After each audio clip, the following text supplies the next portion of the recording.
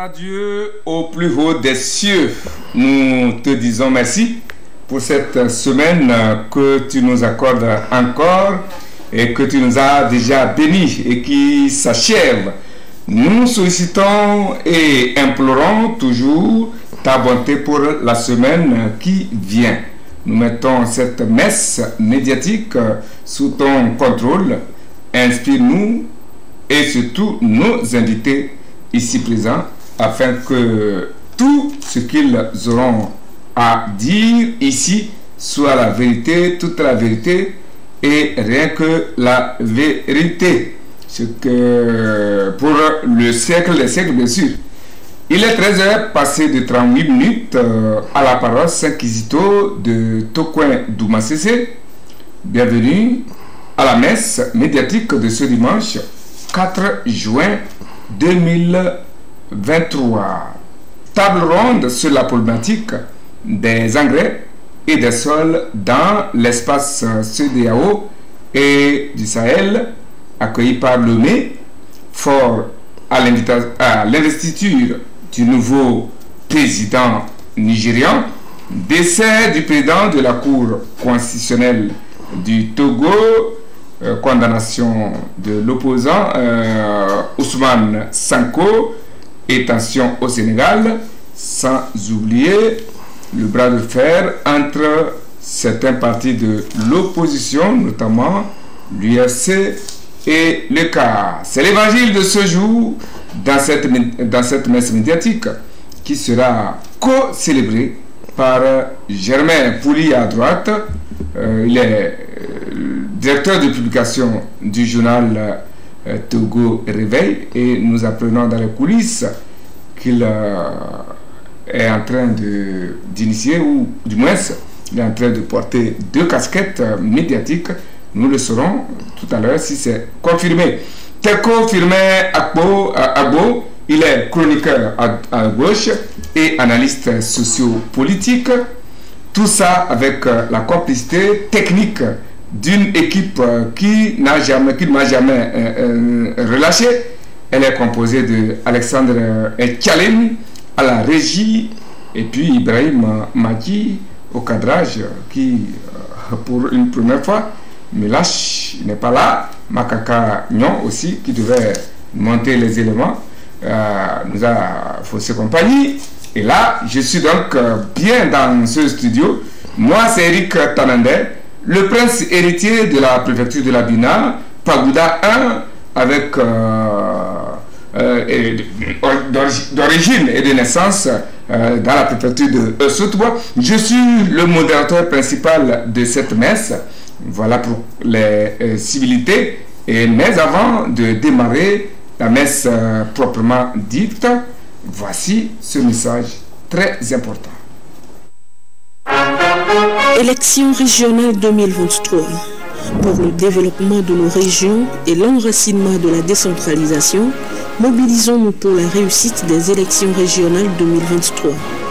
Participons au processus dans la paix, la stabilité et la concorde nationale. Togoléviens, bâtissons la cité.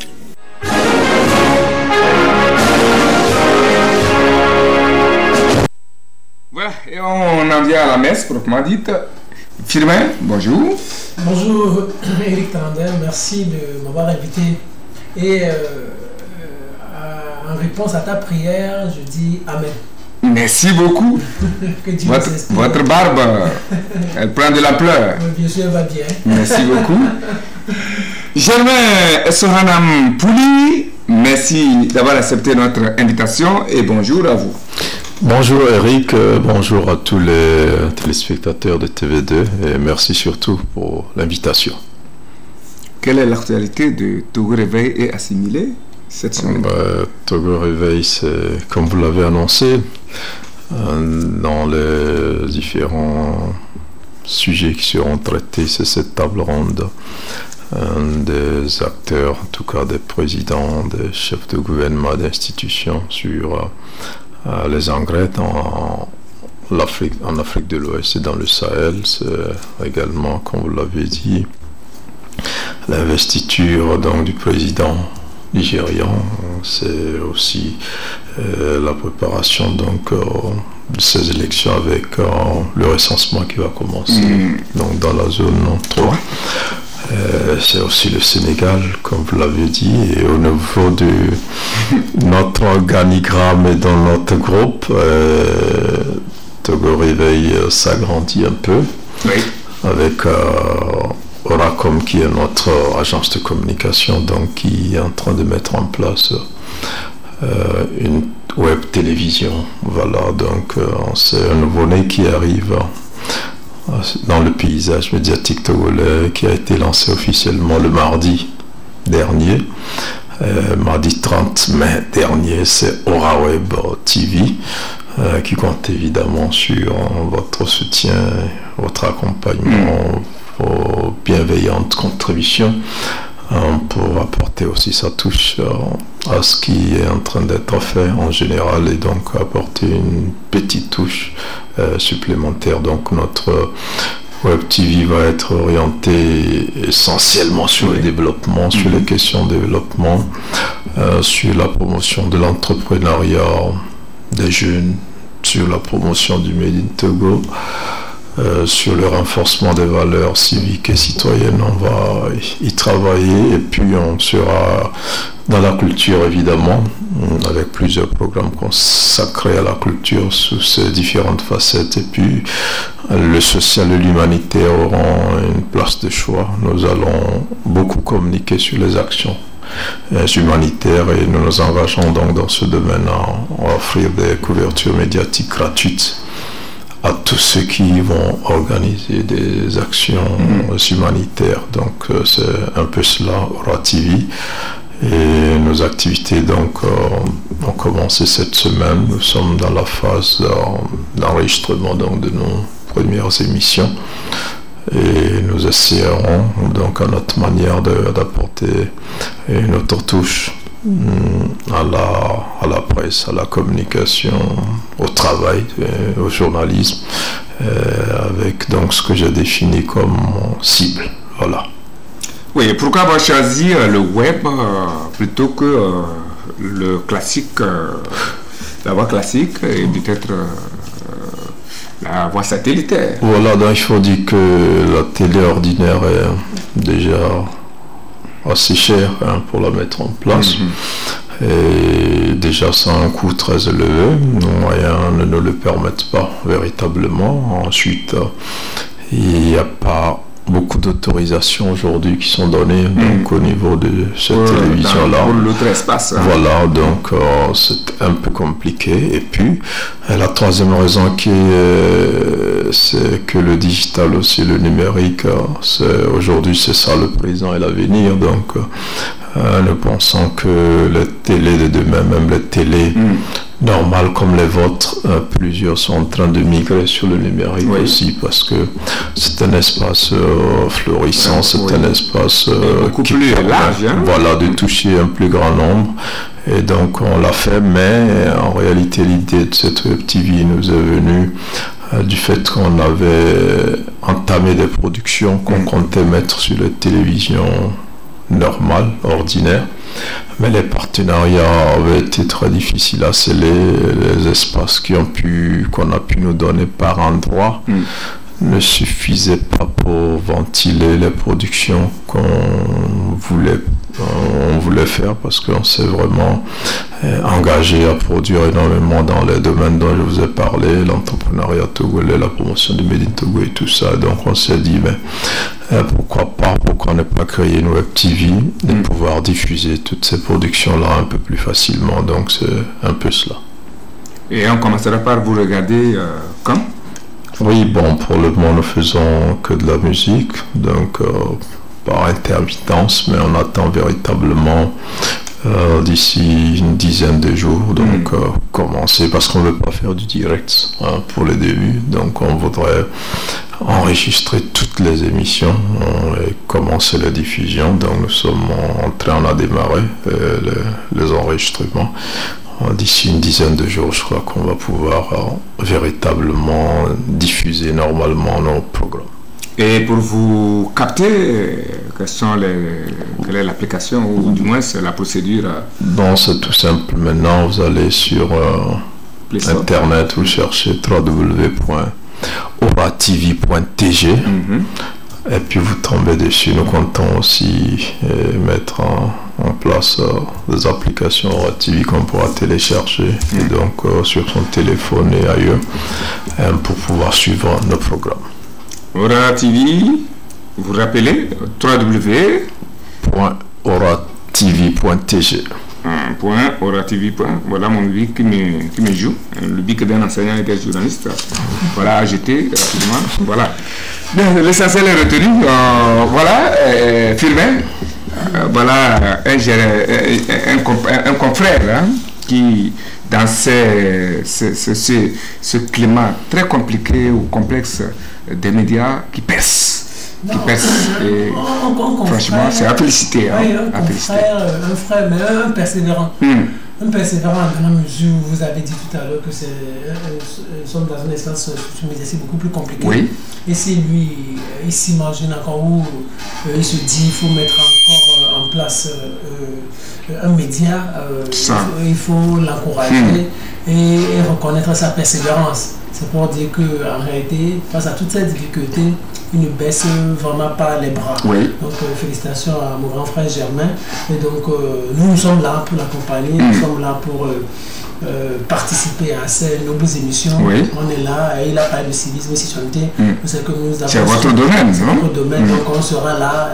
Chaque fois qu'il y aura besoin de nous, nous serons toujours présents. Grand frère Germain, c'est un grand boss. Et puis c'est un grand frère, un vrai humain, quoi, que j'apprécie beaucoup. Donc on est avec lui. Vous avez utilisé une expression, un mot qui vraiment est venu, vous l'avez bien si placé, c'est la persévérance. Parce que dans ce contexte médiatique très compliqué où certains reculent, lui il avance et cela mérite vraiment félicitations. Alors Eric, c'est pas en fait, dire que j'avance, c'est un peu trop dire. Mais dire que je sais que vous êtes très humble. Dire que je suis persévérant, là oui, je dirais oui, parce que ça fait 6 ans que je travaille sur ce projet de Web TV. 6 ans, il faut le dire. Il y a 3 ans, j'avais déjà déposé mon dossier à la HAC, qui m'a recalé il y a 3 ans parce qu'au niveau du plan d'affaires, ils estimaient que ce n'était pas assez fourni, donc il a fallu qu'en 2022 je revienne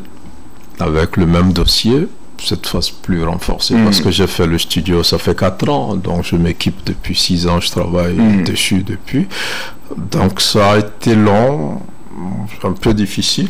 Maintenant, bon, grâce à Dieu, on a pu lancer. On espère que la main de Dieu et la contribution des uns et des autres permettront. Donc, c'est pas facile comme vous le dites, mais en même temps, on a senti le besoin de diversifier notre offre en tant que et arriver à un groupe de médias qui dispose d'une presse écrite, qui dispose d'une web TV. On a déjà un site internet pour le journal, mais on s'est dit qu'il faut diversifier l'offre.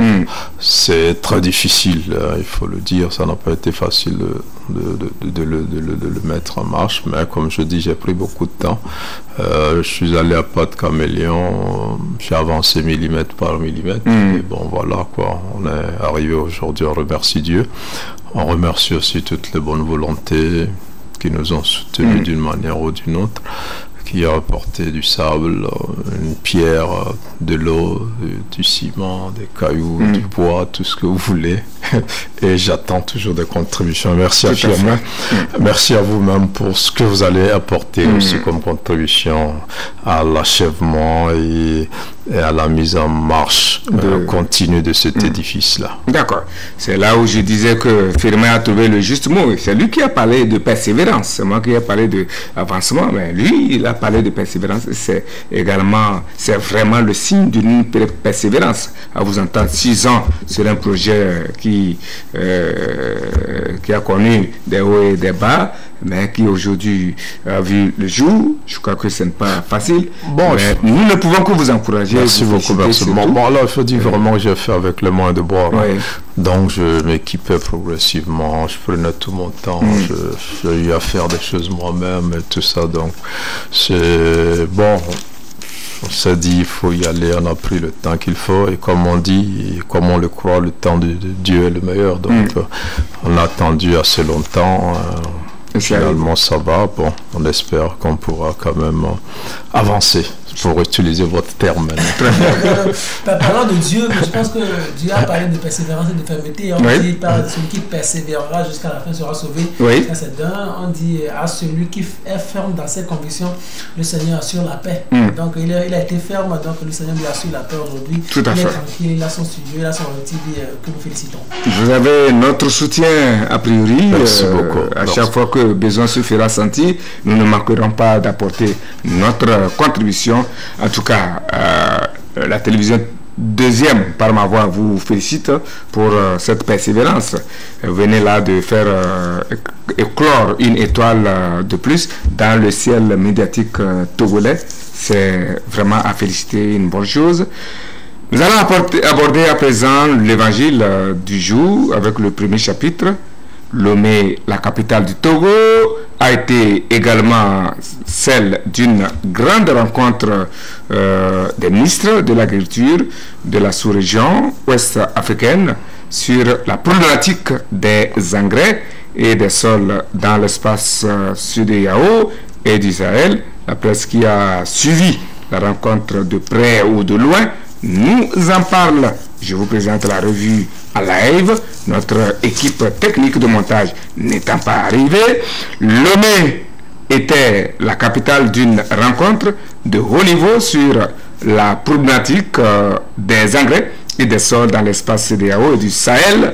Et a-t-on appris du journal Le Messager. 2 jours pour les participants pour exposer la situation du secteur des engrais et la feuille de route sur les engrais et la santé des sols en Afrique de l'Ouest et du Sahel, précise le journal. L'accès à l'engrais était au menu des échanges, comme le relève Ouara, plutôt Arakiri. Selon le confrère, il est attendu de cette rencontre une feuille de route accompagnée de déclarations d'engagement de la part des parties prenantes en matière d'appui à la mise en œuvre d'un plan d'action décennal pour le renforcement de la filière des engrais et l'amélioration significative des sols en Afrique de l'Ouest et au Sahel. Selon l'éveil de la nation, qui abonde dans le même sens, la santé des sols passe par le B. Amélioration urgente de l'accès aux engrais minéraux et organiques pour les petits exploitants agricoles, triplement de la consommation d'engrais, doublement de la production agricole d'ici 2025, l'adoption des mesures politiques visant à faciliter l'accès à l'utilisation d'engrais éliminant donc les frais de taxes et de douane, la promotion des investissements dans le domaine des transports, de l'expédition et des infrastructures de stockage, ainsi que la mise en place des mécanismes de financement et de partage des risques pour les fabricants d'intrants et les distributeurs au sein de la région. Ce sont là, entre autres objectifs et mesures de la déclaration de Lomé sur les engrais, précise le Canard indépendant. Sécuriser l'avenir à travers la production des engrais, c'est l'objectif de cette feuille de route, comme le relève voilà les vainqueurs. Problématique des engrais et la santé des sols en Afrique de l'Ouest. La table ronde de Lomé accouche des approches de solutions, renchérit le dialogue. C'est plus de 5,5 milliards de dollars qui sont prévus pour rendre l'engrais plus accessible et plus abordable, comme le conclut le Togo Réveil, bien sûr, dont le directeur de publication est sur ce plateau, à la personne de Germain Pouli. Germain, alors, Quelle est la portée de cette rencontre, selon vous? Vous savez que c'est une rencontre sous-régionale, donc des pays de la CEDEAO ouverts donc certains pays du Sahel. L'idée derrière cette rencontre, c'est la sécurité alimentaire, c'est la souveraineté alimentaire, c'est dire que nous sommes dans une région au sein de laquelle il y a une crise alimentaire. Il y a au moins 30 millions d'habitants dans cet espace-là de la CEDEAO et du Sahel qui ont des difficultés pour se nourrir normalement. Et cette difficulté a été aggravée par les dernières crises, la crise de Covid, mais beaucoup plus par la guerre entre la Russie et l'Ukraine. Cette guerre-là qui nous a fait remarquer que l'engrais qu'on utilisait venait quasi totalement donc de la Russie. Le blé, le pain qu'on consomme, le blé qui sert à sa fabrication vient et de l'Ukraine et de la Russie, plus certaines d'autres céréales aussi. Et donc, à partir du moment où il y a eu cette guerre-là, l'Afrique en général et notre sous-région en particulier, en plus du Sahel, s'est sentie assez secouée. Et vous avez vu comment l'Union africaine a dû courir pour aller négocier auprès de Poutine et voir si on peut libérer un certain nombre de choses pour avoir les céréales, les engrais, surtout le blé.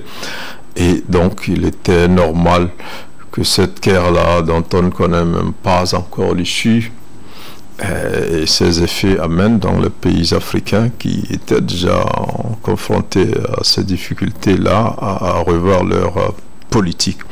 Et les pays africains, en tout cas en Afrique de l'Ouest, avaient pour la plupart dans leur programme de moderniser leur agriculture, donc de la mécaniser, de la rendre plus productive. Et cette productivité-là ne peut se faire sans l'engrais, les intrants. Les intrants, essentiellement les engrais. Donc en face du défi de la mécanisation, il y a aussi ces engrais-là qui viennent pousser l'agriculture. Et on a vu cette pénurie d'engrais donc qui a frappé la plupart de nos pays. Donc il faut réfléchir et coordonner les actions. Ce qui a été fait, donc avec une feuille de route qui est sortie, et surtout avec cette décision-là de pouvoir encourager la production de l'engrais localement et son accessibilité donc aux paysans et son prix abordable.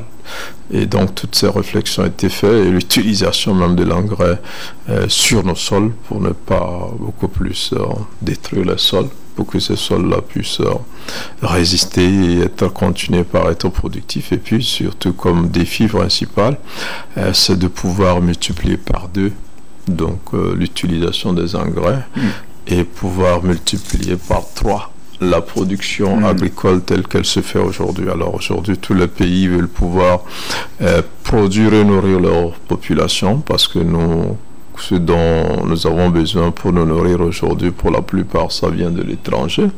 Il faut aussi produire pour arriver à la souveraineté alimentaire, donc dire que pour nous nourrir au moins on se suffit.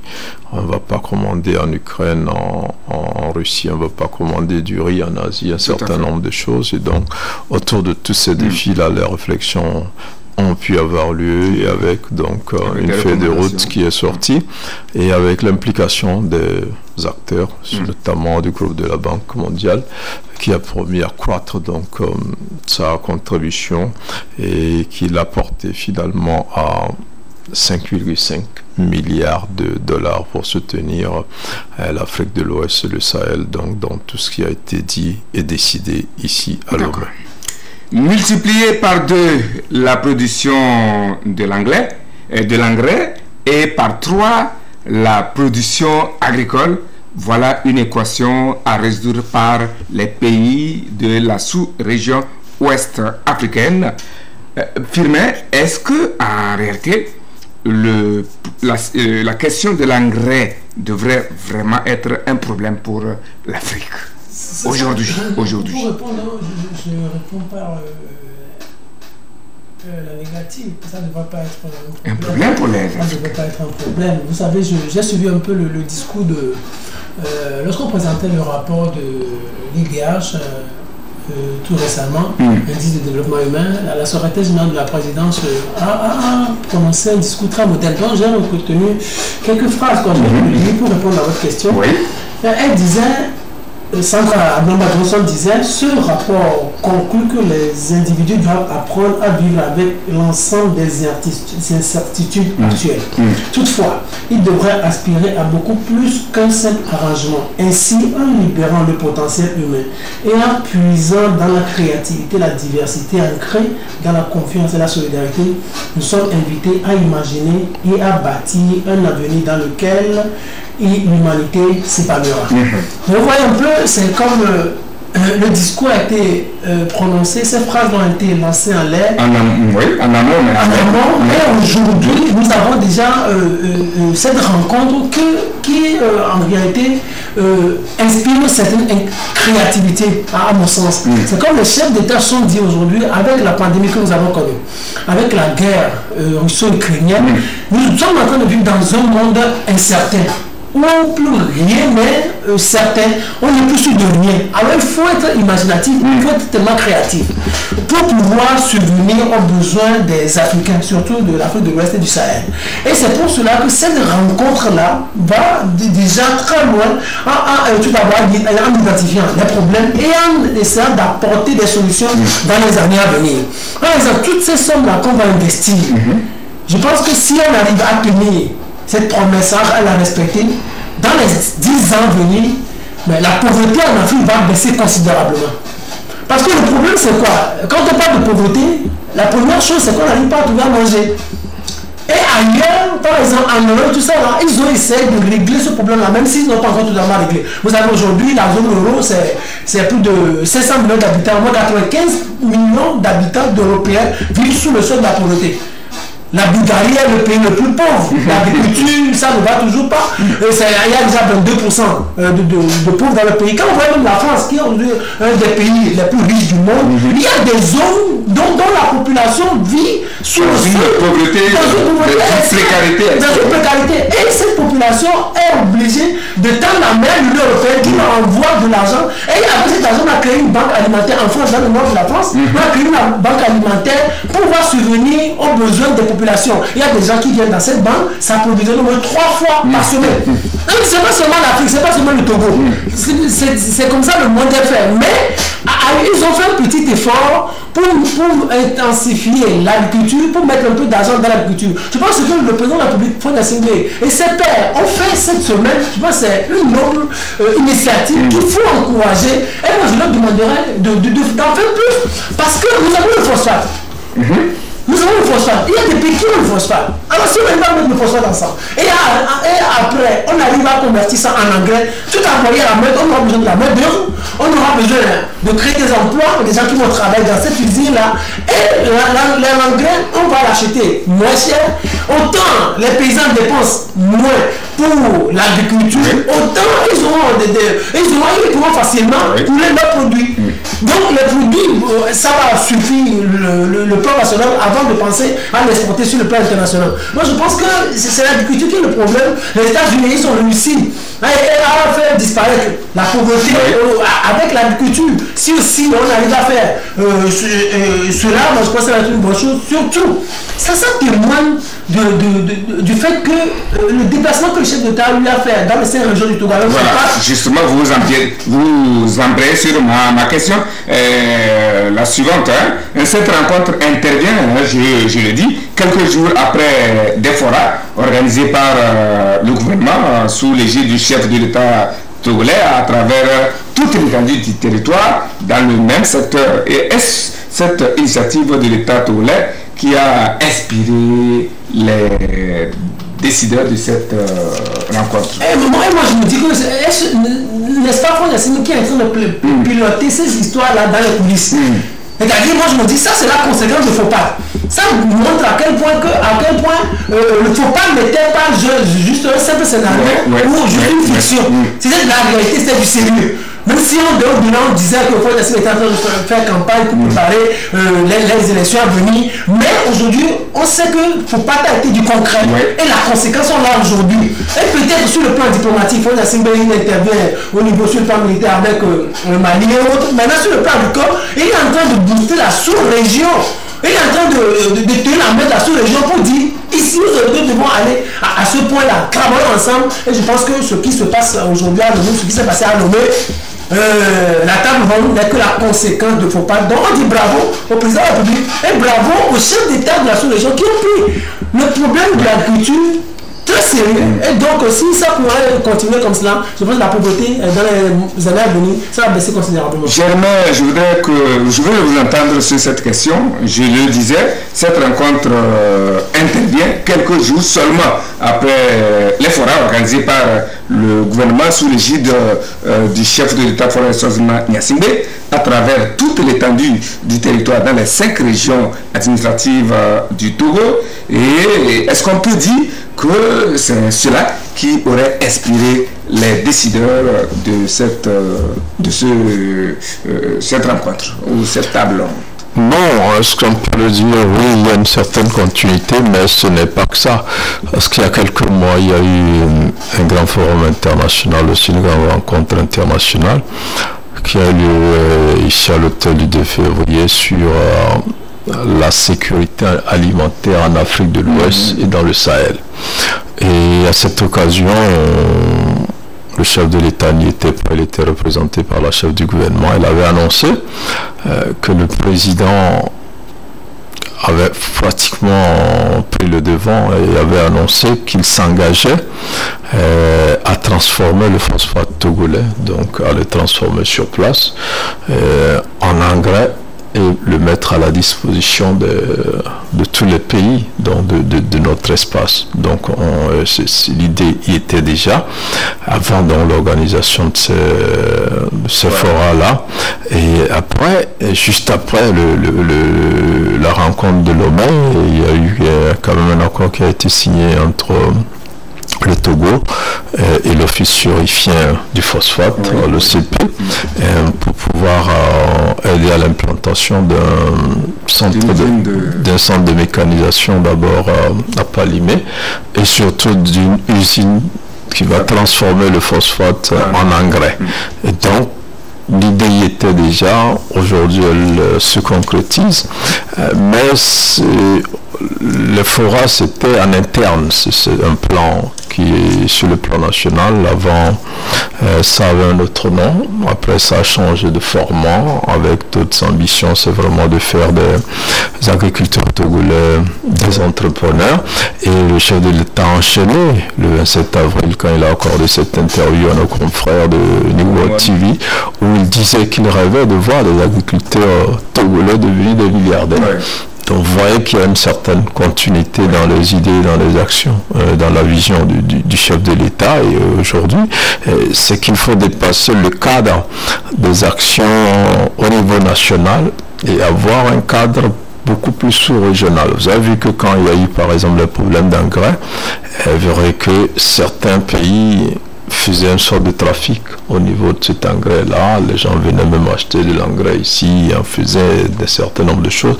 Quand il y a eu la crise au niveau des céréales aussi, vous avez vu par exemple le Togo a eu un temps à interdire l'exportation du maïs et un certain nombre de choses. Donc ça, il faut trouver des solutions globales. Au-delà des pays, je pense que ce qui a justifié la présence à Lomé de ce président-là et de ces représentants de tous ces pays-là. Donc, il faut des actions concertées, programmées, bien organisées au niveau régional.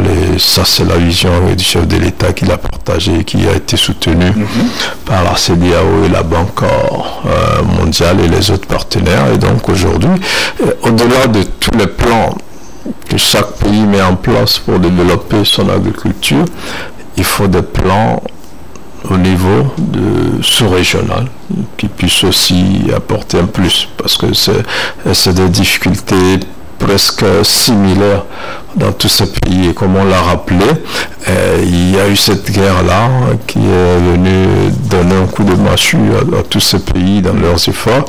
Et il faut chercher des solutions.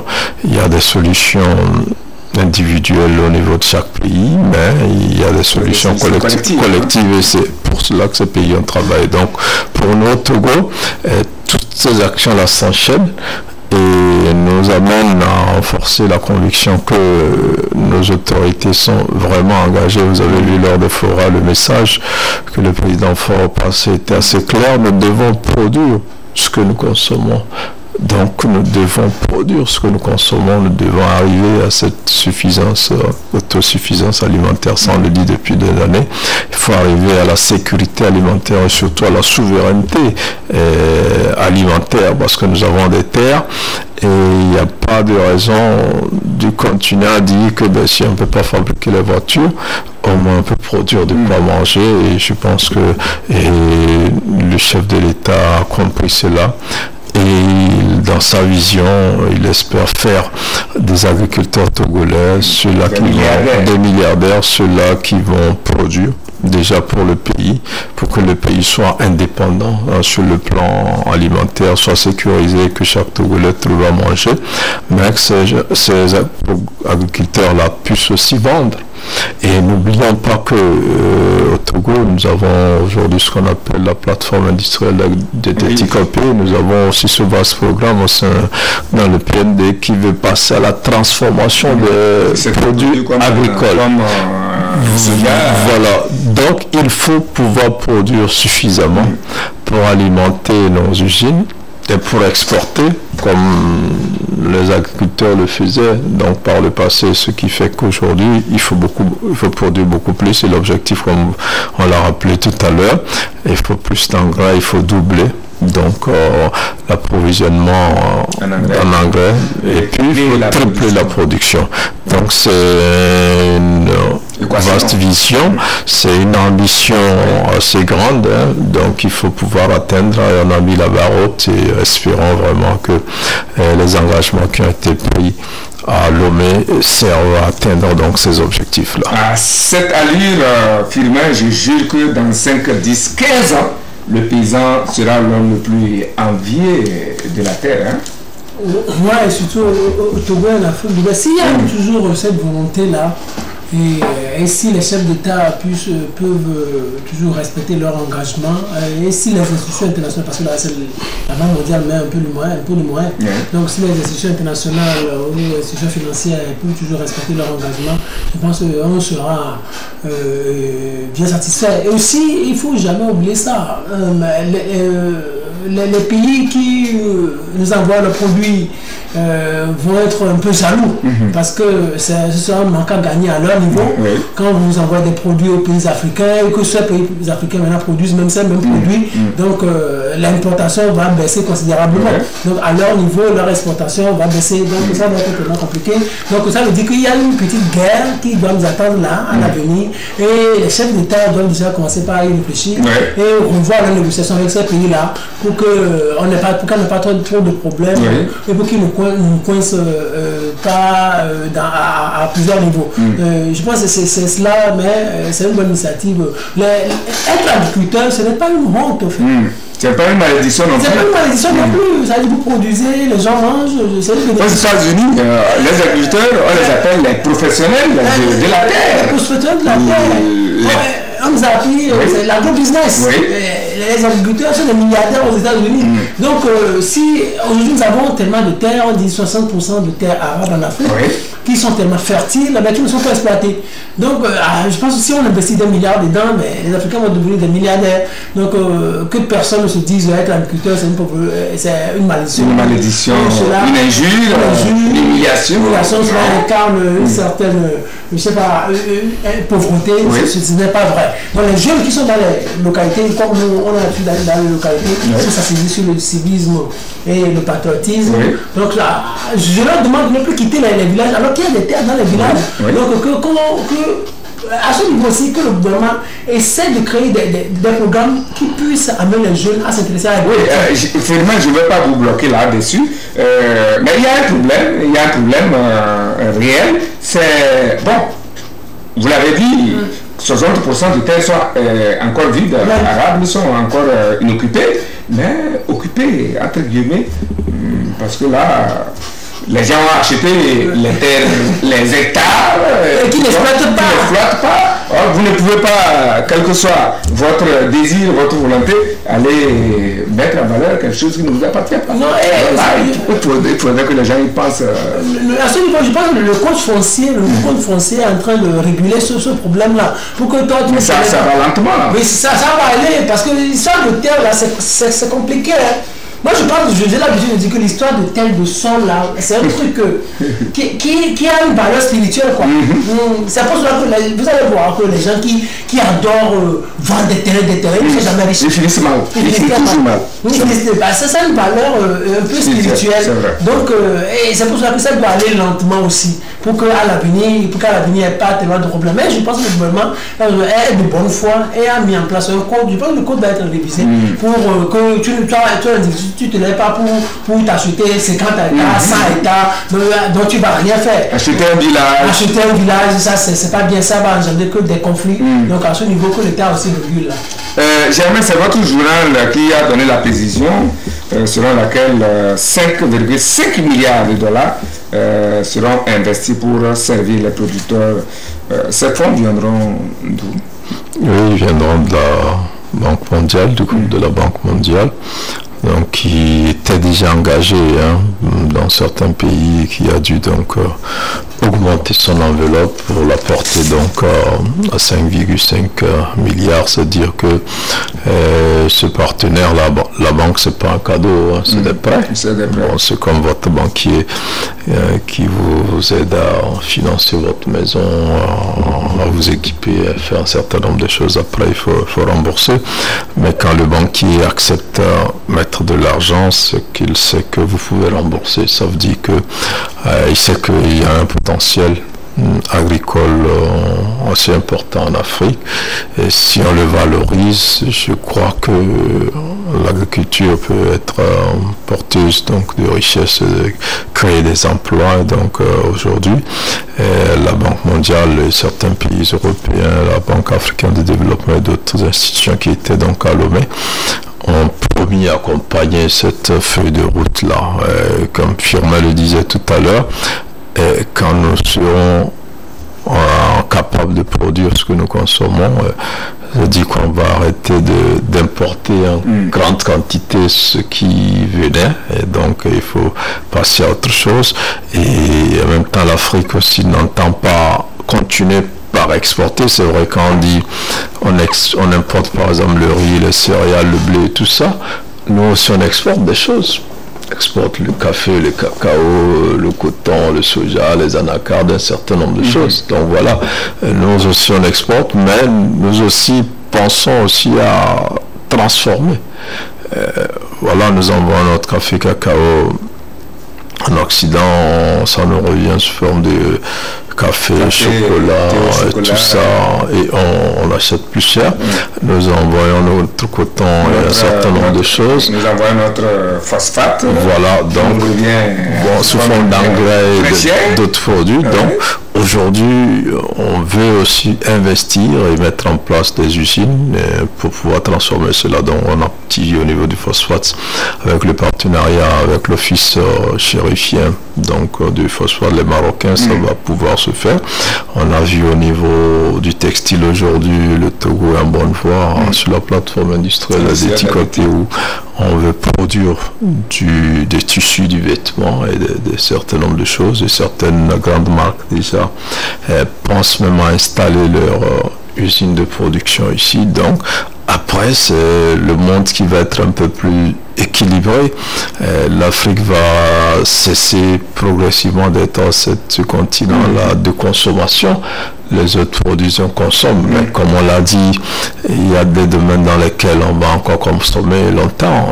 Je parlais des voitures et tout ça qu'on ne peut pas produire. Ben, vous voyez que dans ce domaine, mais il y a quand même des jeunes entrepreneurs, des jeunes chercheurs, des jeunes prodiges qui essaient quand même de faire un certain nombre de choses. Après, c'est un peu comme la Chine aujourd'hui. Ce grand pays était colonisé comme nous. Nous avons une indépendance même pour la plupart des pays africains avant la Chine. Mais aujourd'hui, ce pays-là s'est levé et il est presque en train d'être la plus grande puissance économique du monde. Il l'est déjà économiquement d'ailleurs. Et donc, ça veut dire que nous aussi, on peut être capable.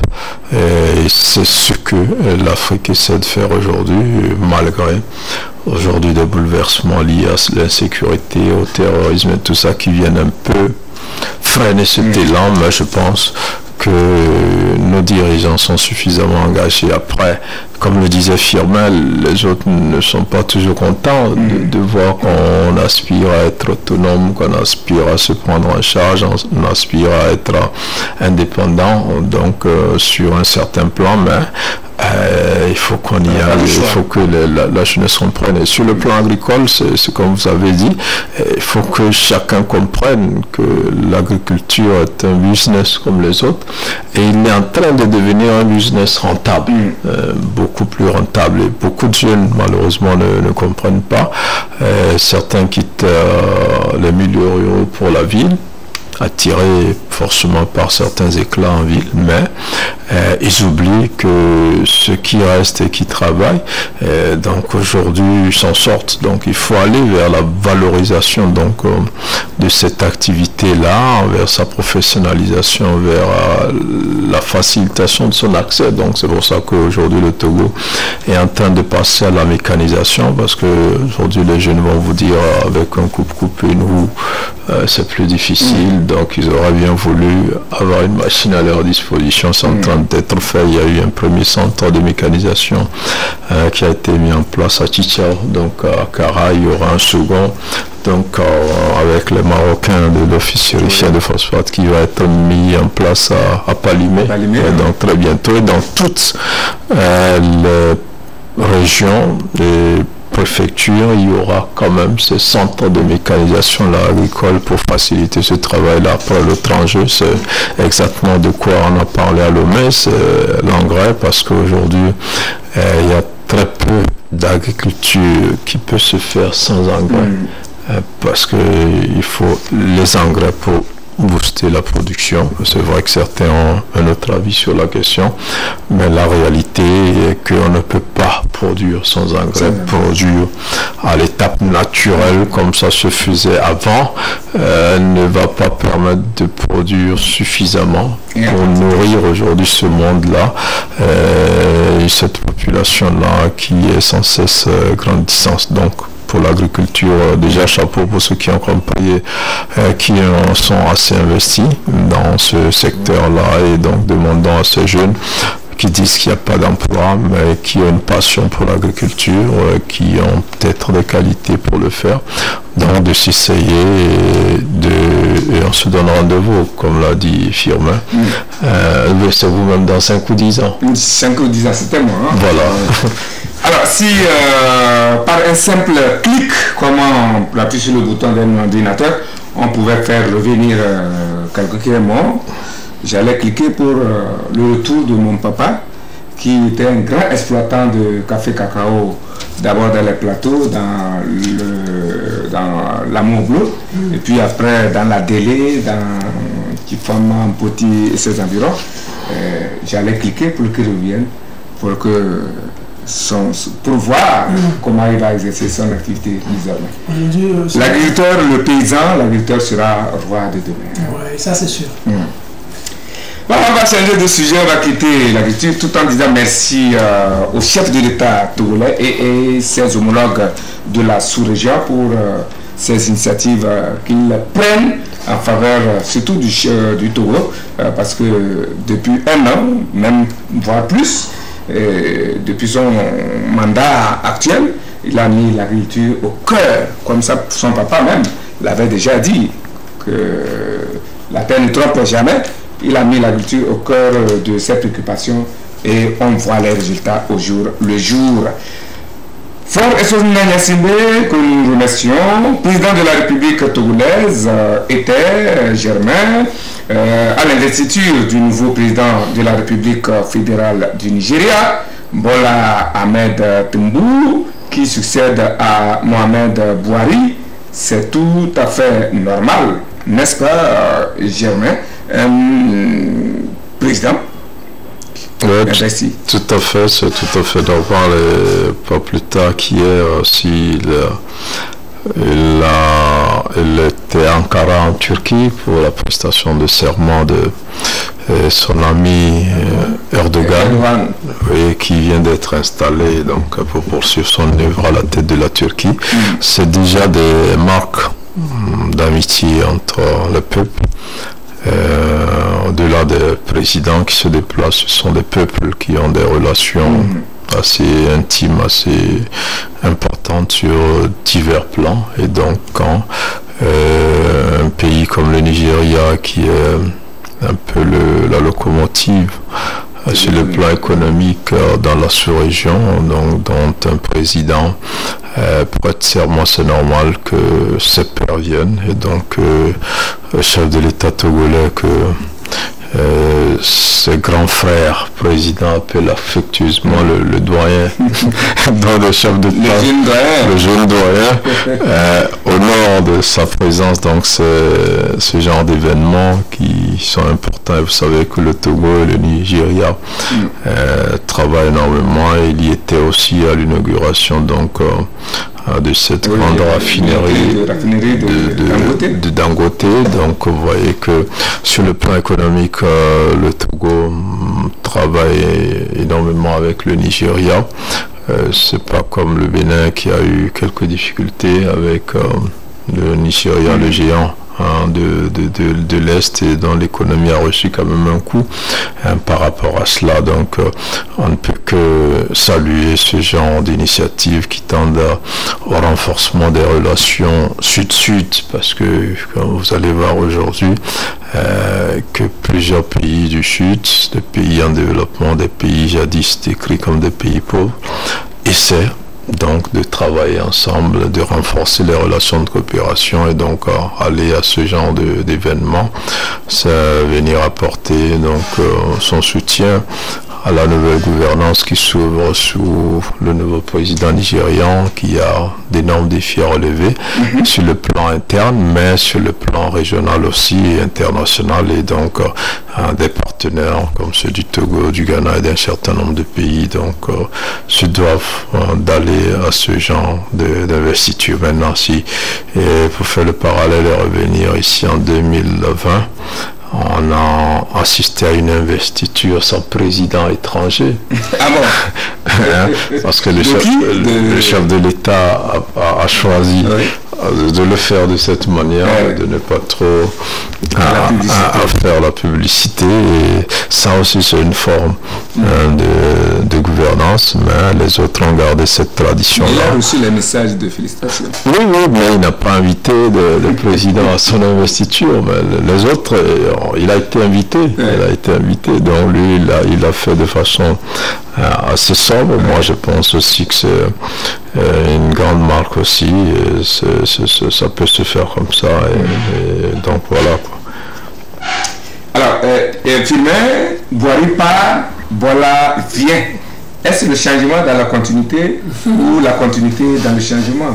Moi, avoir leur connaissance surtout les deux hommes.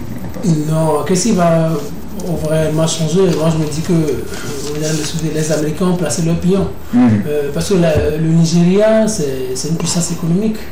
C'est aussi une puissance démographique de première puissance d'Afrique, n'est-ce pas? Et plus de 200 millions d'habitants. Donc la consommation est importante dans ce pays. Donc la communauté internationale n'aime pas laisser ce pays entre les mains de qui veut. Donc Tinubu, c'est quelqu'un qui a fait longtemps les États-Unis. Comme ils ont essayé de placer le Libérien, l'ancien ballon d'or, George Weah à la tête du Libéria, donc ils ont encore essayé la même chose ici pour placer Tinubu à la tête du Nigeria. Buhari, il a fait ces 2 mandats, il ne peut que partir parce que tout d'abord aussi il n'arrivait plus à trop gérer cette histoire sécuritaire, et Tinubu va venir, qu'est-ce qu'il peut apporter de nouveau?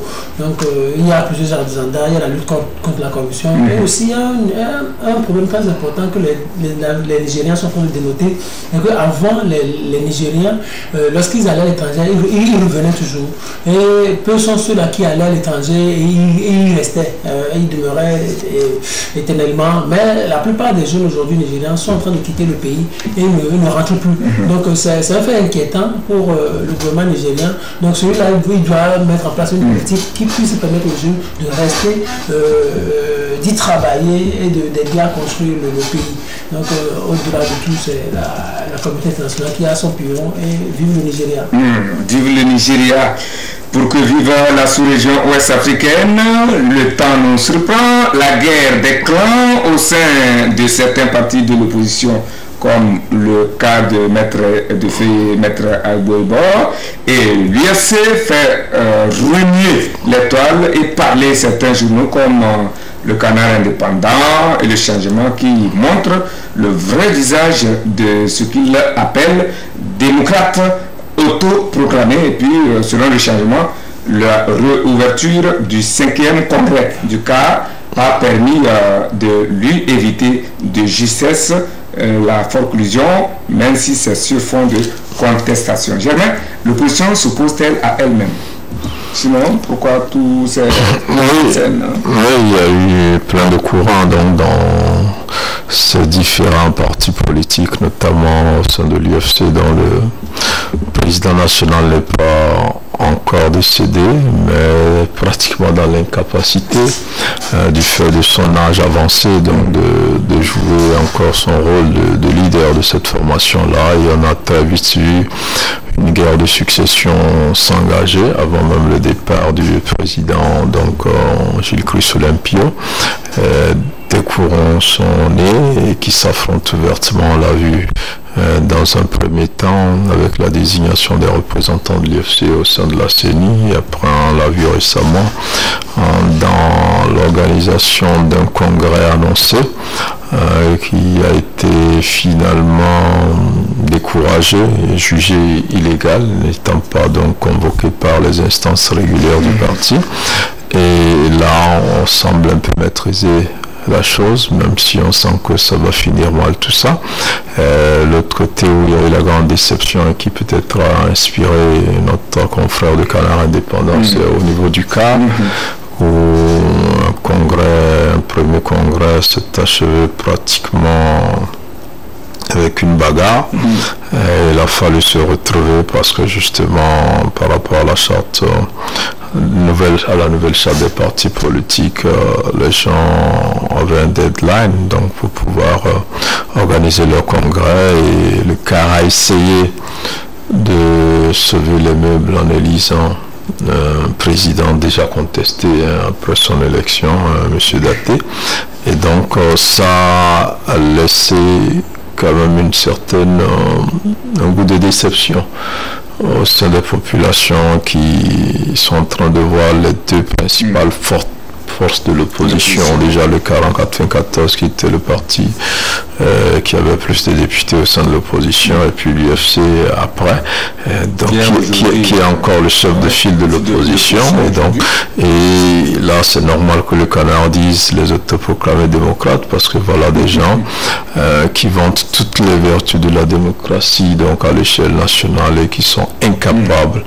de le faire dans leur petit parti politique, pour donner l'exemple de ce qu'ils pourront faire quand ils seront à la tête de l'État. Et je pense que ça n'a pas arrangé l'image que certains avaient encore d'eux, et le faire comme ça aussi à la veille des élections aussi importantes n'est pas de nature à leur faciliter l'adhésion d'un certain électorat qui, il faut le dire, a été très déçu par tout ce qu'on a vécu ces derniers temps au sein du CAR et de l'UFC. J'aimerais quelle leçon, quelle leçon peut-on tirer de ce feuilleton au sein de l'opposition, notamment des deux partis principaux, des deux vieux partis de l'opposition? Voilà, la leçon est très simple, ça me rappelle juste ce que Jésus-Christ a dit dans la Bible. C'est-à-dire, dans le dernier jour, je vous allez me dire, Seigneur, j'ai chassé les démons à ton nom, j'ai guéri les malades, j'ai fait marcher les bateaux. Et Jésus va dire, non, je ne vous connais pas. Fuyez, restez loin de moi, parce que vous n'avez pas respecté la volonté de mon Père. Ici, dans le cas d'espèce, c'est comme ces opposants-là qui, chaque fois, ils chantent la démocratie, la liberté, l'alternance, et tout ça, mais au fond, ne sont pas convaincus de ce qu'ils prêchent à leurs militants et sympathisants. Et moi, je dis, les opposants togolais, il y a un problème qui les mine. Un problème fondamental. Ceux-là qui nous écoutent vont m'excuser. Il y a de l'orgueil, il y a des rancunes, il y a de la rancœur, il y a de la méchanceté. On ne peut aller loin, on ne peut jamais aller avec ces substantifs, jamais. Ce qui mine l'opposition togolaise, le 30 ans après la démocratie, ou après 30 ans après l'éveil démocratique, le problème fondamental qui mine l'opposition togolaise, c'est ça que je viens de citer, l'orgueil, la méchanceté, la jalousie, l'envie. C'est tout ça qui fait que quand vous faites la petite anglise, c'est ce que vous allez lire dans presque tous les partis. L'envie, la volonté d'en découdre avec l'autre, si c'est pas lui, si c'est pas moi, ça doit pas être lui, la méchanceté, l'orgueil, tout ça là, c'est ça qui fait que l'opposition togolaise n'ira pas loin. Elle n'ira pas loin, elle ne fera rien de grand. C'est parce que mettre la gouvernement de mourir. Est-ce qu'ils ne sont pas en train de troubler la vigilance du parti en face? Non. Ils n'ont rien, ils n'iront pas loin. Ils n'ont rien, ils n'ont trouvé quelle vigilance. De qui? Ils n'iront pas loin. Ils n'ont rien. Vous savez, la même envie à gouvernement de mourir, vous allez vous rappeler qui prêchait sur quelque chose. Il dit on ne peut pas faire la politique sans l'amour. Sans l'amour, et vous allez voir que cette dernière jour, il a toujours cité l'exemple de Jésus-Christ. Il a invité Jésus-Christ toujours dans la politique. On ne peut jamais faire la politique sans l'amour. Ceux-là qui sont en train de faire la politique au niveau de l'opposition, ce sont des gens qui ont trop de la haine en eux, la méchanceté. Lisez.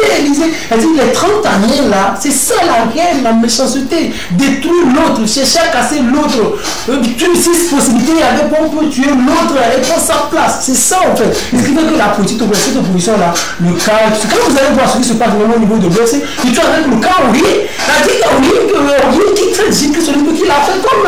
C'est de la haine. Donc, moi je dis, on est désolé de me dire, mais les opposants de Togolais, ils sont très haineux et méchants. Et moi je l'assume. Mais jamais on a quand même besoin d'une opposition en face du pouvoir. Oui, on a besoin d'une opposition. Maintenant, cette situation. Il faut quand même, c'est vrai que depuis 2018, avec les législatives après les locales de 2019 et la présidentielle, l'opposition telle qu'on la connaissait depuis les années 90 est totalement éclaboussée, affaiblie, presque inexistante. Donc elle essaie de renaître de ses cendres avec beaucoup de difficultés, beaucoup de divisions, comme on a pu le constater. Maintenant, on a besoin d'une opposition, vous avez raison. Et je pense qu'il faut travailler à ce que cette opposition renaisse. Il faut que les jeunes aient l'audace, ceux qui s'intéressent à la politique, de se rebeller, de faire autrement les choses, d'être plus responsable, d'être plus pragmatique, d'être plus, je dirais pas honnête, mais plus juste, et d'être plus fraternel.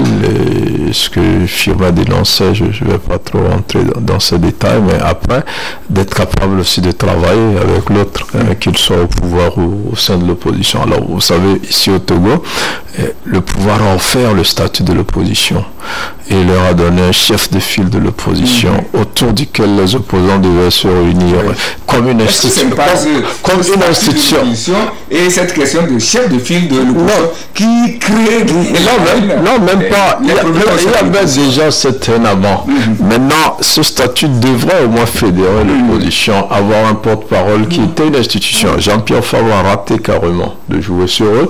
Gilles Christ-Olympio, très fatigué, a été incapable. Aujourd'hui, l'institution a disparu. Il n'y a plus de chef de file de l'opposition. C'est quelqu'un qui devrait rencontrer le chef de l'État régulièrement. Déjà, eux devaient se rencontrer entre eux. Et le chef de file maintenant porte. Il devait même jouer le rôle d'ambassadeur entre le pouvoir et les autres partis. Donc voilà que ça n'existe pas, mais je pense que l'État a intérêt de réveiller cela. D'abord en augmentant le financement des partis politiques, parce que vous savez, les gens ici, ils font... Oui, mais même le gouvernement a intérêt à avoir une opposition forte en bas et en face une opposition qui peut proposer. Aujourd'hui, nous avons quelques jeunes opposants comme Djeritama, comme Kabara, comme Nouvelle Vision, Docteur Ton. Mais ce n'est pas encore ça. Ils essaient, mais voilà, et donc il en faut, peut-être ils vont faire le chemin, on verra avec les prochaines élections, mais il faut que les jeunes montent et puis qu'ils montent au créneau, parce que ceux qui étaient là depuis 90, qui sont là, d'une manière ou d'une autre, ont totalement déçu l'opposition classique. Voilà. Donc aujourd'hui, il faut quand même, ça c'est du côté de l'État, l'État doit quand même trouver un moyen pour mieux financer. L'État est obligé de créer. Oui, au même moment qu'on parle de la presse, que l'État doit augmenter son financement à la presse, l'État aussi doit pouvoir augmenter le financement des partis politiques. Après, maintenant, il faut de la substance, il faut que des jeunes qui ont des convictions les expriment. Il ne faut pas être noyé et suivre des anciens, des vieux opposants qui ont tout donné déjà, qui n'ont plus rien proposé et qui ont posé des actes qui les ont discrédités progressivement et les ont enterrés finalement avant leur mort politique. Et donc aujourd'hui, il faut, quand moi je vois des jeunes, la dernière fois je discutais avec un jeune des FTR, je l'ai encouragé vivement. J'estimais qu'il faisait des choses dans son coin. Il a dit, mais c'est de ça qu'on a besoin. Maintenant, je lui disais, malheureusement, vous arrivez au moment où vos partis sont affaiblis. Mais c'est pas bien grave. Vous savez bien le faire souvent. Oui, c'est pas bien grave. Et donc, on en a besoin. Je crois que le gouvernement a intérêt à avoir une opposition en face. Après, ça fait qu'on le présente comme une dictature. On ne voit pas que l'opposition elle-même s'est tiré plusieurs balles dans le pied, mais on pense que le pouvoir a détruit l'opposition. Vous voyez des gens qui n'arrivent pas à organiser leur congrès, qui prétendent que c'est le gouvernement qui les divise. Vous voyez un peu. Moi, je pense un peu de ce que tu as l'air. Oh non, c'est de la communauté. Ça n'existe même pas. On ne peut pas faire de la politique comme ça. Là. Elle dit, ailleurs, sous d'autres, cette opposition n'existerait pas. Parce qu'ils perdent du temps aux gens. Les gens qui avaient tellement confiance en eux. Vous imaginez? Les gens qui avaient tellement confiance en eux parce qu'ils vendaient du bout des lèvres la démocratie, la liberté d'expression. Ceux-là qui sont morts. Ceux sont morts pour leur combat. Si on les ressuscitait aujourd'hui, peut-être. Et qu'ils voyaient comment ils se comportaient plus de 30 ans après. Leurs partis sont traînés dans la boue.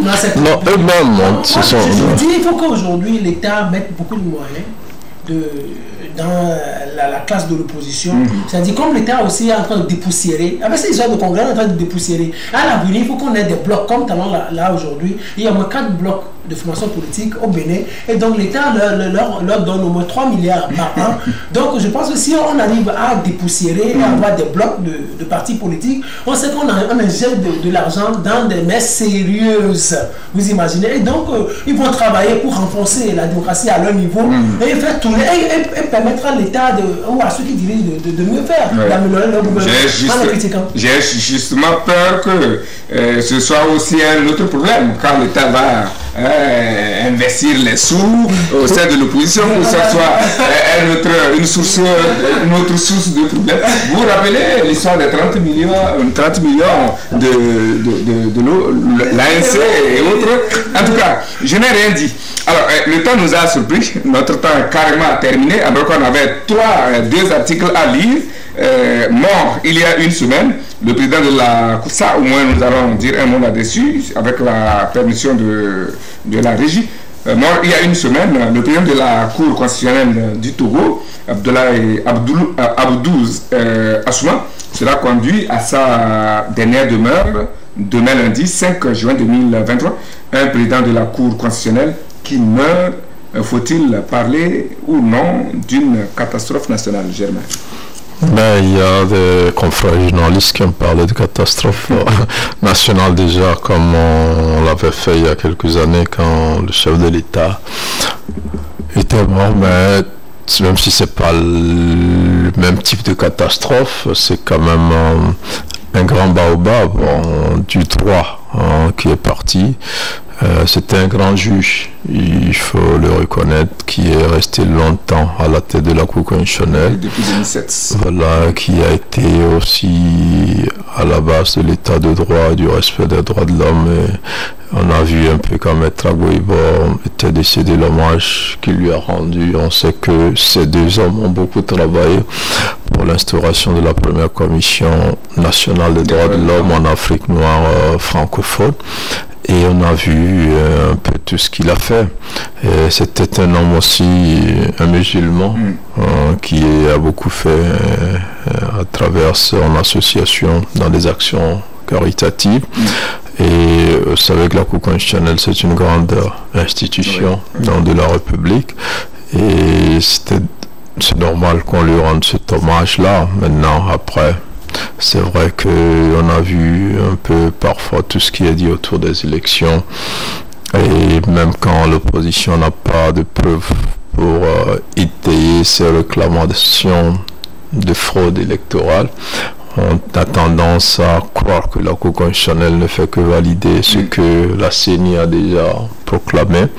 On l'a beaucoup écouté la dernière fois lors de la prestation de serment du chef de l'État, donc en 2020. On en parlait un peu tout à l'heure, et donc c'est quelqu'un d'assez influent. C'est une grande perte pour le Togo. C'est vrai qu'il est relativement assez âgé. On peut pas regretter, parce que nous on n'est même pas sûr d'atteindre son âge. Donc avant de partir, il a vécu. On aurait quand même eu besoin de lui un peu, surtout les jeunes juges aujourd'hui, les jeunes praticiens de droit, pour profiter de toute sa grande expérience. Mais Dieu a décidé qu'il parte maintenant. Que ses œuvres l'accompagnent, comme on dit, espérant que Dieu saura lui pardonner les quelques imperfections qu'il aura eues au cours de sa vie sur terre, et l'accueillir donc auprès de lui. C'est une perte pour la communauté musulmane aussi, et on présente nos condoléances, et on lui souhaite bonne route, et voilà, un peu éternel. Finalement, ça arrive à la veille des élections, dont le processus est en cours déjà. Y aura-t-il une incidence sur... Non, incidence, mais je pense que ça donne du travail au président de la République. Tout d'abord, je présente toutes mes condoléances à la famille, à sa famille biologique, à sa famille professionnelle, à sa famille politique, aussi à sa communauté musulmane. Aussi, c'est un grand monument de droit. Moi, j'ai rencontré beaucoup d'anciens, même d'opposants, qui ont toujours très bien parlé de Abdou Assouma. C'est un monument, et puis c'est un lumière aussi. C'est quelqu'un que beaucoup appréciaient. Moi, je ne l'ai pas connu comme ça. Je le vois qu'à la télévision. Je l'ai vu voir à la Cour constitutionnelle lorsqu'il présentait les résultats. Et puis, je disais que ça va donner du travail au président de la République, parce que nous sommes à la veille des élections. Donc, qui pour succéder à Assouma? C'est ça la question fondamentale, parce qu'il faut être un homme de confiance. Vous savez, les gens croient que la Cour constitutionnelle, c'est elle qui va chercher à compter les résultats. Non, la Cour constitutionnelle, c'est le droit. un statut sur la base du droit. La Cour constitutionnelle n'est pas dans les faits. C'est la CENI qui est dans les faits et elle envoie les résultats à la Cour constitutionnelle. La Cour constitutionnelle vérifie si les procédures ont été respectées. C'est tout. La Cour constitutionnelle n'est pas rentrée dans les faits ou dit qui, quoi, non. Elle ne crée rien. Donc, elle constate juste si les résultats qu'on lui a envoyés ont été faits selon les règles de l'art. Si cela a respecté les procédures. Donc, on n'accuse pas Abdou Assouman d'avoir fait quoi que ce soit. Non, c'est la CENI qui envoie les résultats. Et donc, la Cour constitutionnelle statue sur la base du droit. Donc, le président de la République va avoir du travail. Qui pour remplacer maintenant Abdou Assouman, il va falloir qu'il soit un homme de confiance, un homme intègre. Parce que les institutions, c'est la plus haute juridiction du pays. Donc, il faut avoir un certain nombre de valeurs pour pouvoir l'incarner. Donc on demande au Saint-Esprit, comme nous sommes dans la semaine du Pentecôte, on demande au Saint-Esprit d'inspirer le président de la République pour qu'il puisse trouver un successeur valable, digne à Abdou Assouman. D'accord. Et Abdou Assouman va reposer dès demain à Adeti-Kopé, au cimetière musulman d'Adeti-Kopé. Et puis donc dès là, il ira droit au ciel, auprès de Dieu, qui certainement a déjà préparé sa maison auprès de lui. Comme vous l'avez dit, nous ne pouvons que lui souhaiter un bon voyage dans le ciel et que nous rejoindrons chacun de nous un jour. Paix à son âme et condoléances à sa famille biologique, professionnelle et puis politique. Si Abdou Assouman est mort d'une mort naturelle, ce n'est pas le cas au Sénégal de ces centaines de personnes qui tombent sous les canons et des armes aussi bien industrielles que blanches. Et tension, condamnation de l'opposant Ousmane Sonko. Voilà deux épisodes tragiques que vivent les Sénégalais. Et comme la loi du déterminisme le dit si bien, il n'y a pas d'effet sans cause. L'élection présidentielle et les tentacules intentionnels du président sortant Macky Sall, qui est tenté par le troisième mandat, serait, je dis bien serait, la cause principale de ce feuilleton. Comment vivez-vous cela? Une seconde, 15 secondes chacun pour donner son avis. On ne va pas abuser de la gentillesse de Alexandre Tchalé.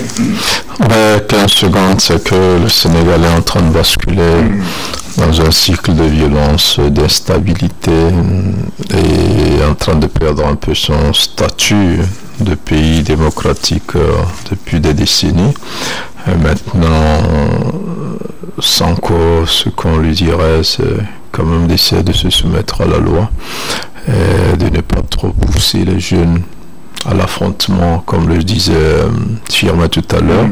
Et quand on va réveiller certains martyrs, qu'on décrit comme des martyrs de la démocratie et de la liberté, on verra qu'ils ont été poussés à un sacrifice souvent inutile.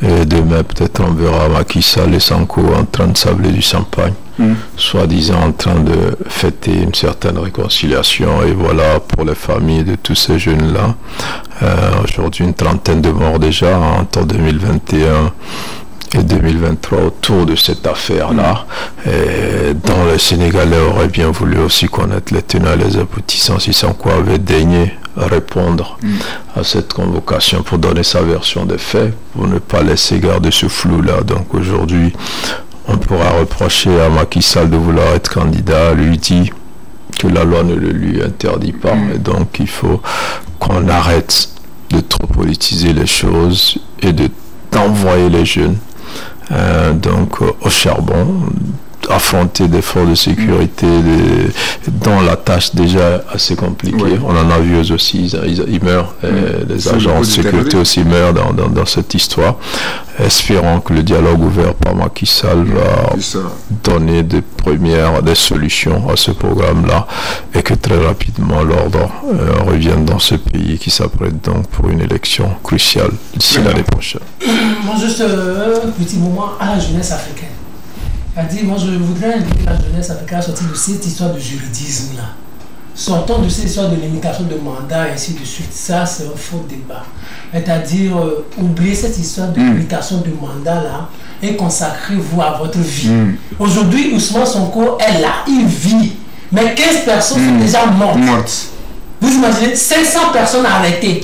Est-ce que Ousmane Sonko connaît leur famille? Une à une? Jamais. Ces 15 personnes-là, qu'est-ce que Ousmane Sonko pourrait apporter à leur vie? Ces 15 personnes qui sont mortes, elles vont changer leur monde va changer le Sénégal. Il n'y a qu'une seule personne dans ce monde qui est morte et qui a fait changer le monde. C'est qui? C'est Jésus-Christ. Il est mort, la nature s'est assemblée. Mais Mandela est mort, rien n'a changé. Lumumba est mort, rien n'a changé. Thomas Sankara est mort, rien n'a changé. C'est pas vous qui allez mourir et quelque chose va changer. Mais il faut que les gens sortent de cette histoire-là. Parce que vous tuez pour rien. Ousmane Sonko est là, et James Paul l'a dit tout à l'heure. Demain, peut-être. Oui, Macron, comment vous l'appelez? Macky Sall, on s'en va du champagne, on célèbre certaines réconciliations, alors vous êtes déjà mort. 500 personnes arrêtées, des milliers de personnes blessées. Vous allez où avec cette histoire-là? Il faut sortir de cette histoire de limitation de mandat. Et puis, politiquement, moi je dis politiquement, moi je ne reproche rien à Macky Sall. Il fait de la politique. Macky Sall se dit, mais je ne veux pas être là, moi, grand Macky Sall comme ça. Grand Macky Sall comme ça, et un petit comme ça, petit Ousmane Sonko va se dire, moi je ne vais pas aller, alors quelqu'un de troisième mandat, c'est comme ça. Donc on use des moyens politiques pour le bloquer, c'est tout. Donc ce qui se passe, c'est ce qui se passe aussi aux États-Unis. On est en train de ressortir les vieilles affaires de Donald Trump juste pour l'empêcher d'aller à la prochaine présidentielle de 2024, c'est tout. Elle s'est passée en France avec François Fillon, elle s'est passée en France avec DSK. On lui a passé une fille, la fille s'est dit, on dit, il a violé la fille là. Et DSK dit c'était une relation consentante. Donc ça c'est de la politique. Ce qui est en train de se passer au Sénégal, c'est de la politique. Donc il n'y a rien à reprocher. Sauf que juridiquement, on peut se dire, on peut chercher à étudier. Mais sinon, en fait, vous allez mourir pour rien. Donc les jeunes qui s'excitent, les gens sont morts au Togo, il n'y a rien qui est changé. Le régime est toujours là. Donc ceux-là qui cherchent à se citer pour défendre X ou Y. Et les X ou Y que vous défendez, ils sont toujours vivants, même pour mourir. On vous arrête. Vous faites du mal, du tort à vos familles. Sortons de ça. Nous prêchons le patriotisme, le civisme, la non-violence, la paix. Aujourd'hui, la sous-région est confrontée à ce problème de terrorisme. On a besoin de calme, de paix pour pouvoir travailler, pour pouvoir aller et revenir. Donc sortons de ces histoires, de cet esprit de non-violence pour construire une nation. Merci Germain Pouli, vous êtes directeur de publication du journal Togo Réveil et depuis mardi, vous avez encore une casquette médiatique sur votre tête, c'est Oura, c'est ça? Oui, Oura TV, que vous pourrez suivre désormais, chers téléspectateurs. Merci à vous, Firmin Nteko Agbo, pour votre disponibilité et surtout pour la promptitude de vos réponses à mes invités. Alors, Alexandre Kalim, si vous pouvez venir serrer sur moi pour que je conclue mon émission et nous y sommes. Merci à tous ceux qui nous ont suivis ici au Togo, en Afrique et même dans le monde grâce aux réseaux, aux applications YouTube, Facebook et autres. Que cette semaine qui s'achève soit pas avec de mauvais souvenirs et que la nouvelle semaine qui commence demain vous apporte bonheur. Je fais coucou spécial aux élèves, à tous les élèves candidats aux différents examens, en passant par ceux du bac 1 qui ont clôturé hier leur examen, à qui je souhaite bonne chance. L'écrit est passé, la méditation, la prière continue parce que demain commence la correction. Là aussi, c'est une étape. Il faut prier pour que celui qui prend votre copie soit bien inspiré, bien éclairé et que là où vous avez fait des erreurs, que lui aussi fasse erreur de ne pas voir vos erreurs. Et comme ça, c'est ça qu'on appelle la chance après. Mais il faut compter d'abord sur le travail. Je vous en prie. Les élèves de terminale, vos cœurs, votre cœur bat à double rythme, mais c'est normal. Et concentration et puis méditation, confiance en soi. Votre tour arrive le 26 juin prochain, en passant par le BPC qui arrive également. Tout ça, je suis derrière avec vous. Toute l'équipe ici présente vous envoie des étincelles de chance. Que Dieu soit avec vous et que l'année se termine bien avec tout le monde. C'est donc tout pour aujourd'hui. La messe est dite. Merci à l'équipe technique, Alexandre Kalim, merci. Le travail est la meilleure et la pire des choses. La meilleure s'il est libre, la pire s'il est serf. la meilleure s'il est libre, la pire s'il est sœur. Alain dit, voilà.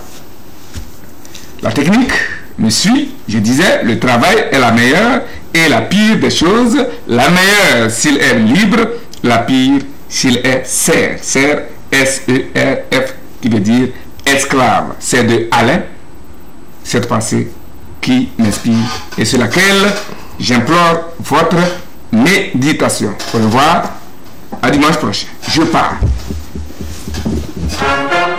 Élections régionales 2023. Pour le développement de nos régions et l'enracinement de la décentralisation, mobilisons-nous pour la réussite des élections régionales 2023. Participons au processus dans la paix, la stabilité et la concorde nationale. Togoléviens, bâtissons la cité.